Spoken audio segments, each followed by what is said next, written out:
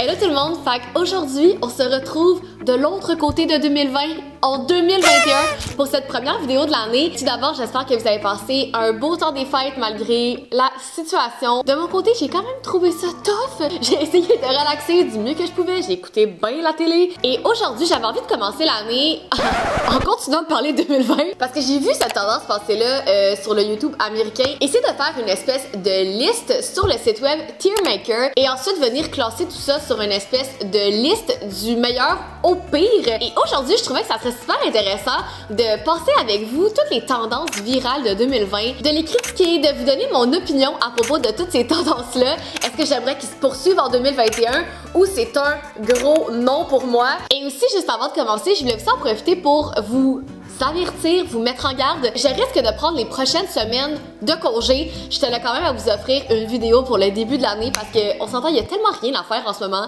que je me suis dit que ça vous ferait peut-être plaisir d'avoir une vidéo YouTube à regarder. Mais durant les prochaines semaines, les 2-3 prochaines semaines, je vais pas faire de promesses, je vais pas non plus me mettre un stress de temps.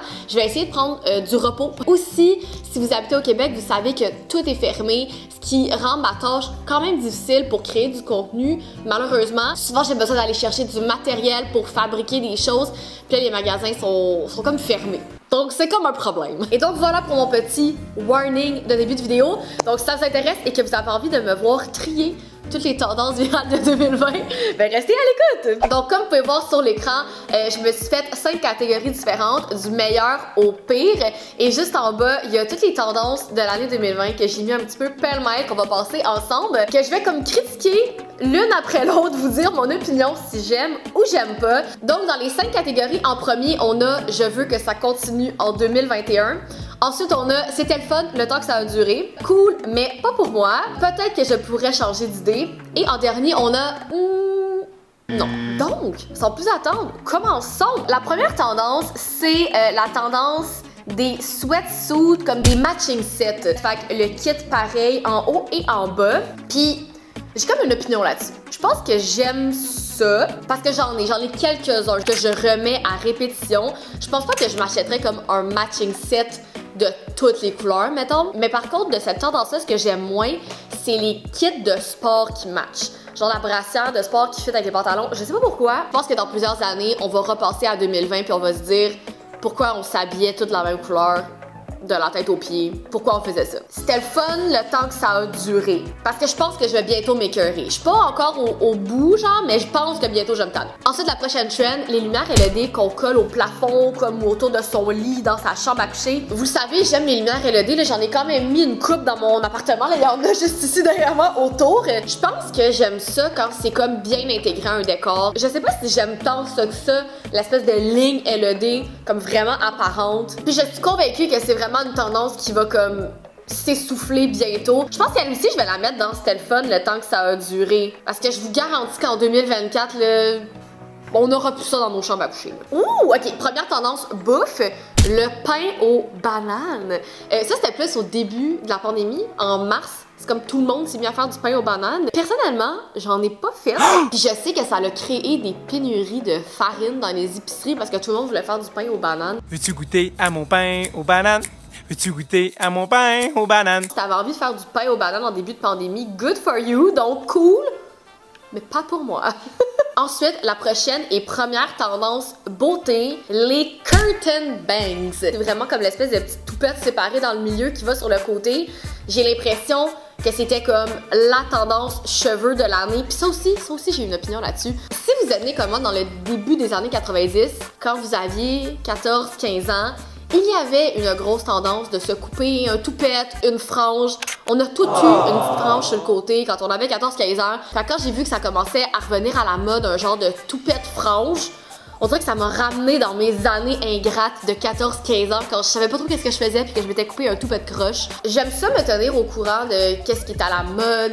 C'est pas les nouvelles tendances comme mode, beauté.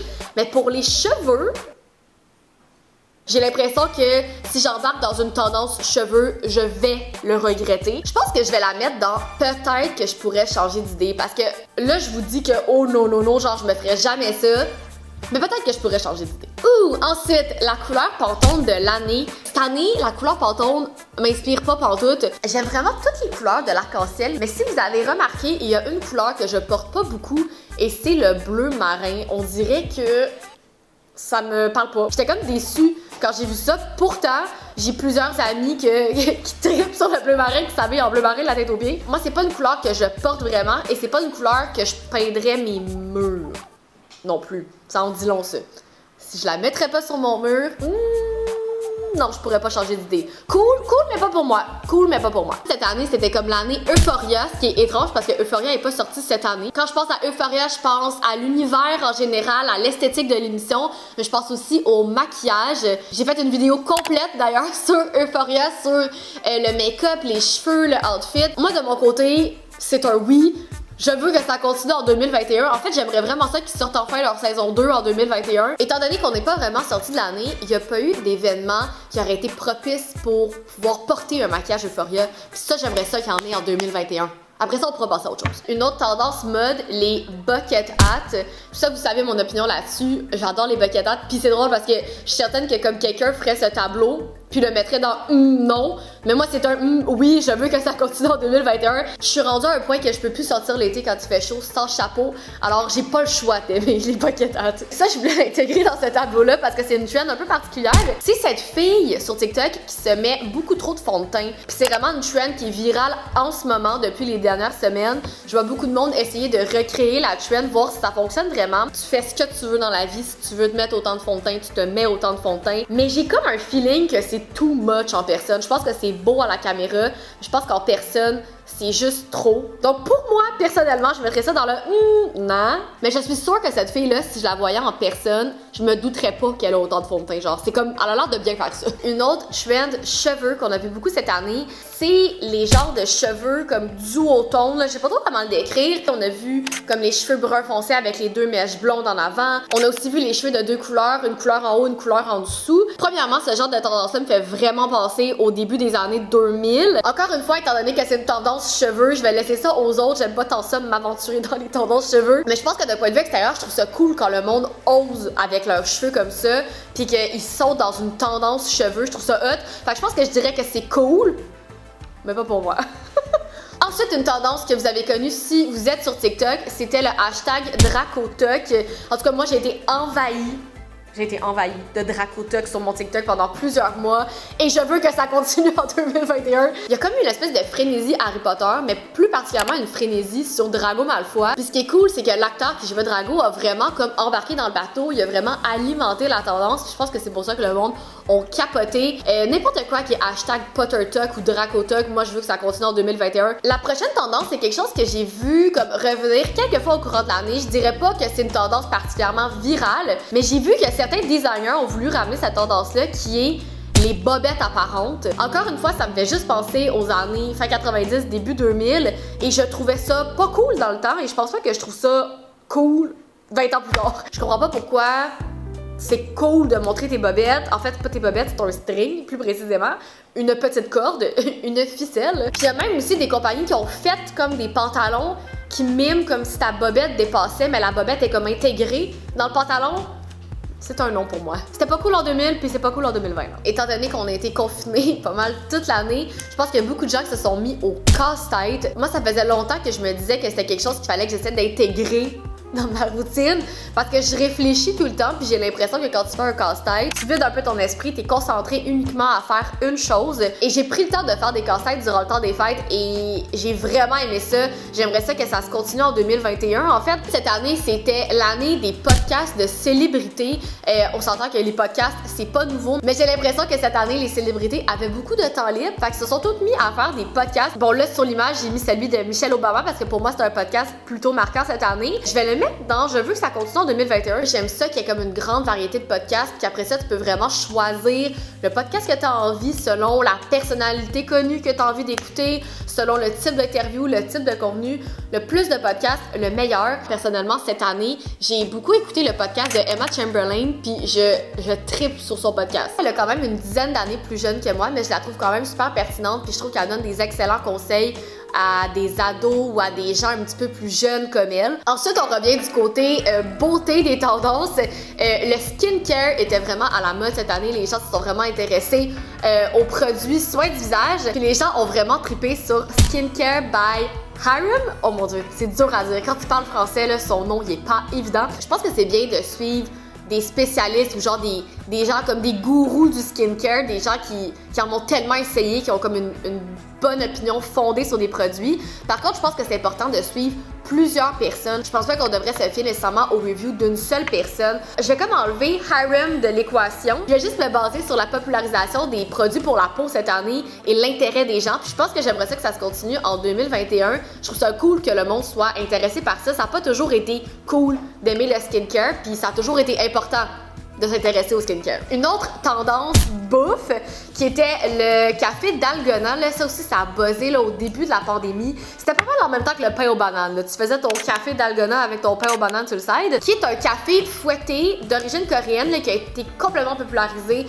sur TikTok, sur Instagram. C'est comme tout le monde faisait le café fouetté. Et encore une fois, je ne l'ai jamais essayé. Ça m'a jamais intéressé. On dirait que j'aime pas tant ça, les trucs fouetté. Fait que j'étais comme pas pour moi. Fait que je pense que je vais faire cool. Je trouve ça cool que ça a été popularisé, mais pas pour moi. Quand je pense à émission marquante de l'année, je pense entre autres à l'émission de Queen's Gambit, le jeu de la dame en français, qui est apparu quand même à la fin de l'année 2020. Personnellement, j'ai adoré l'émission, là, j'ai trouvé ça tellement bon. Je trouvais l'histoire tellement intéressante, le fait que c'était une femme dans un milieu d'hommes. J'aimais aussi l'époque à laquelle l'émission se déroulait, j'aimais le visuel. Malheureusement, j'ai comme l'impression qu'il n'y aura comme pas de suite. Fait que je pense qu'on peut mettre ça dans C'était le fun le temps que ça a duré, malgré que j'aurais aimé ça que ça dure plus longtemps. J'ai comme envie de recommencer à la regarder là. Genre ça me donne envie de la regarder là. Ma prochaine image, je l'ai mis dans le lot parce que j'ai l'impression qu'on a été bombardé plus particulièrement cette année que les autres années d'avant.